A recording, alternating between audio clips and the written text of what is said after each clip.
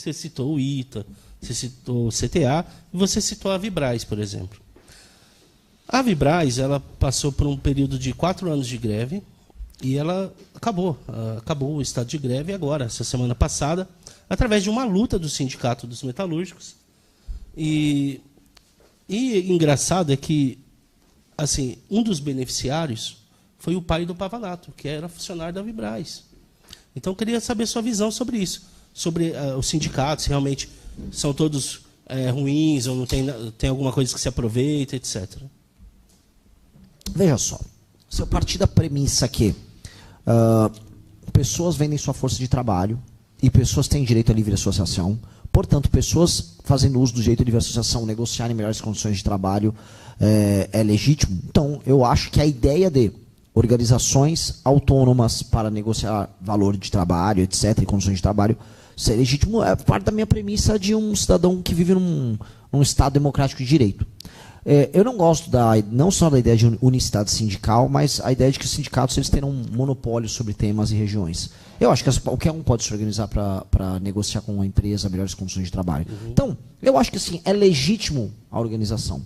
O que eu não gosto é o modelo atual, que é um modelo mafioso. Os sindicatos são máfias.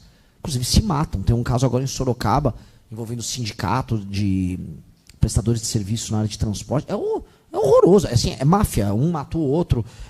Há exploração do trabalhador, há corrupção nisso. Agora, se houver concorrência, não que não deixará de haver, vamos dizer, corrupção no setor, ou a representação será perfeita. Nunca nada é perfeito. Mas é melhor. Eu acho que a ideia de você ter concorrência e você ter sindicatos que não são voltados à perspectiva revolucionária B ou C, mas sim, sabe, entender que, olha, temos uma categoria que quer vender melhor sua força de trabalho. É do jogo. É do jogo e não tem problema nenhum nisso. Minha leitura é essa. Tanto que, só para ficar claro, aqui vocês têm um dos piores sindicatos metalúrgicos de todos. Tem um cara que é o cara da GM. Até tem que lembrar, eu ia gravar um vídeo sobre ele, tô até esquecendo. É um cara. Macapá, Mancha, Weller. É o Mancha, cara, é o cara do PSTU. Esse cara. Deve ser o Mancha. Assim, esse cara foi reintegrado agora, acho que foi na GM. Isso, Mancha. Um sujeito, cara. Um sujeito que fica fazendo uma campanha contra a própria empresa. Tudo dele tem que ser afrontoso. É um negócio muito escroto. Qual o sentido de você ir trabalhar num lugar que você odeia? É uma militância política garantida por decisões judiciais. Isso, assim, isso do ponto de vista das relações humanas e sociais, que é o trabalho basicamente uma tarefa cooperativa, que você tem que fazer de boa vontade. Um sujeito desses não faz, o sujeito desse é um agitador, não faz bem para ninguém. E a empresa ser obrigada a reintegrar um cara que está lá dentro sabotando a própria empresa, isso é um negócio horroroso. Sim, e falando em questões trabalhistas, qual é que é a sua posição sobre o fim da jornada 6x1? Eu sou a favor do fim da CLT. Eu sou a favor que, dado um conjunto... Tipo Argentina, mano? Tipo, vou dar um exemplo, tipo Vietnã. Eu quero uns regimes trabalhistas mais abertos, tipo a China, tipo os países do Sudeste Asiático, lugares que estão crescendo a taxas muito maiores do que o Brasil, que engessou o mercado de trabalho dele nos anos 40. Eu acho que a gente tinha que ter... Assim, a gente ficou por muito tempo se comparando à Europa. Né? Um lugar que tem uma produtividade muito maior, um capital... convertido em tecnologia há muito mais tempo do que o nosso, enquanto a gente não entende que a gente concorre com o México, com o Vietnã, com a Indonésia, com... Mas você acha que isso melhora a vida da população? Mas óbvio. Liberdade laboral é correlacionada com melhorar a vida das pessoas. Melhora a vida do patrão. Não, melhora a vida de todo mundo. De todo mundo. Então, mas aí eu vou ter, é que não quero cair nesses exemplos lacradores, mas por que as pessoas saem de lugares extremamente regulados em termos laborais e vão para lugares menos regulados? Por exemplo, os Estados Unidos da América. Já não estão indo mais tanto. Não, imagina, não estão vindo. O maior problema, o Trump foi eleito com o tema da imigração. O tema central foi a imigração. É justamente as pessoas estão saindo de lugares mais regulados, não só mais regulados, mais pobres também. Mas eu posso pegar outra estatística. Vamos pegar aqui lugares que tiveram maior crescimento do PIB no mundo nos últimos anos. Vamos pegar a China. Vamos pegar o Vietnã, que teve agora um processo de industrialização. Vamos pegar a própria Índia, que vem crescendo. Compara as leis trabalhistas deles com a nossa. Você está, na prática, fazendo pessoas enriquecerem, melhorarem a vida delas, a economia crescer, as empresas também crescerem, e me parece bom para todo mundo. Você acha, então, que o Milei acertou, tirando... Eu acho que o Milei vem acertando em praticamente tudo. A Argentina era uma economia desgraçada. Se você fosse para a Argentina há 2... Não é que ficou perfeito. Ainda vai ficar muito melhor. Mas o modelo argentino não tinha nenhum sentido. Do que adianta você ficar garantindo direitos que eles não são válidos no mundo real? É igual eu falar que a Constituição brasileira, que também te garante o direito à moradia, direito à educação, ela se realiza só porque está escrito lá. Não se realiza. É uma questão nominal. Você bota no papel. Mas é apenas algo nominal, não é algo concreto. Você já foi CLT? Nunca fui CLT. Fui estagiário e depois, graças a Deus, fui sempre empresário. Pequeno empresário. Quando... A família é rica? Não. Eu vim de uma família de classe média, depois de uma família de prestadores de serviço. Depois trabalhei prestando serviço, trabalhei como aprendiz. Fui estagiário por um tempo no universo do direito. E aí fui primeiro começando a aprender com meu pai, depois fui sócio de uma empresa menor, depois fui sócio de uma empresa maior, e aí depois eu parei. Tá, mas... Parei no sentido de trabalhar com o universo de metalúrgica, depois eu fui prestador de serviço. Então você acha assim, que 13º, férias, fundo de garantia, isso deixa não deveria existir? Isso deixa para o trabalhador decidir. Eu tenho certeza que, assim, dado que o 13º não existe, o 13º é apenas o salário anual da pessoa que é repartido em 13 vezes e não em 12. Né? Porque o custo para o empregador é o mesmo. Mas o empregador não pagaria se não fosse o empregador ele paga um custo anual que está dentro da planilha de custos dele. Não é porque você repartiu, eu posso repartir em 15 vezes o salário do cara. Se o custo ficar inviável para o empregador, ele não vai pagar.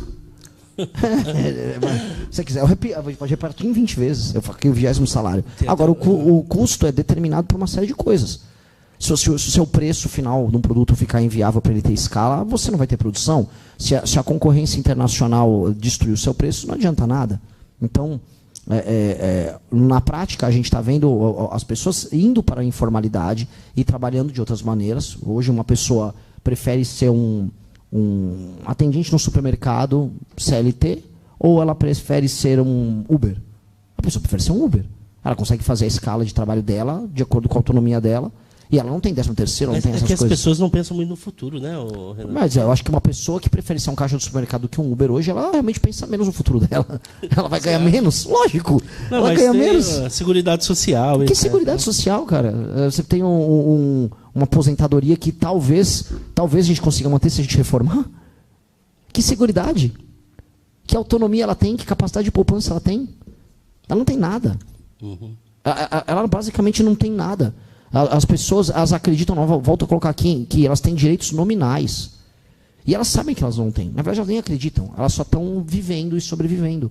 E elas não têm capacidade de fazer o exercício de negociar a própria hora de trabalho dela, montar as escalas de trabalho dela. E eu acho isso muito ruim. De verdade, muito ruim. Foi um modelo que foi desenhado nos anos 40, nos anos 50, mas o mundo não é mais esse. E nem foi bom naquela época. Nem foi bom. O Brasil ele tratou de se engessar todo aos moldes europeus sem ter se industrializado, sendo ainda um país rural e pobre, que era o Brasil dos anos 40. Sim. Renan, você é contra o fundo eleitoral, fundo público? E se sim, como que você tem financiado a sua pré-campanha? Que eu sei que gasta muito, né, cara? Essas andanças suas. Cara, eu tô rodando de carro. Eu tô fazendo a pré-campanha toda com doação das pessoas e os valores que as pessoas compram em produtos para o partido. Esse dinheiro fica para dentro do caixa e a gente está usando para viajar com o caixa do partido. Não tem dinheiro público? Não tem. O partido terá direito a uma merreca em termos de fundo eleitoral quando comparado aos outros partidos. Uhum. Mas esse fundo eleitoral vai ser usado majoritariamente para as campanhas de deputado federal. Então, você vai utilizar, então, o fundo? Eu, pessoalmente, se usar, vai ser muito pouco. A missão vai usar? A missão irá usar. A gente avisou que vai usar desde 2021. A gente já tinha alertado, olha, nós vamos passar por uma transição para começar a usar. Sempre votamos contra. Então, os nossos votos são sempre contrários. E ainda que eu acho que hoje, você participar de uma eleição com um grupo político grande, sem um fundo, sabendo que os outros estão usando, é absolutamente desleal. Você não tem condição de competição. Então, nós não podemos abdicar dele. Mesmo que hoje acho que seria bom cortar para todo mundo, né? Seria ou bom cortar para todo mundo, ou regulamentar de uma maneira em que o fundo sirva como um instrumento de fomento a boas políticas públicas, que é um dos projetos que eu tenho. Se não for possível extinguir o fundo, que o fundo partidário e que o fundo eleitoral não sejam determinados hoje pelo número de deputados que se elege, que é o modelo atual. Você tem que eleger um monte de deputado, e aí bota tiririca, bota qualquer coisa. Aí o cara faz os votos e o líder partidário ganha o dinheiro. O que a gente quer fazer é mudar. Vai ser assim.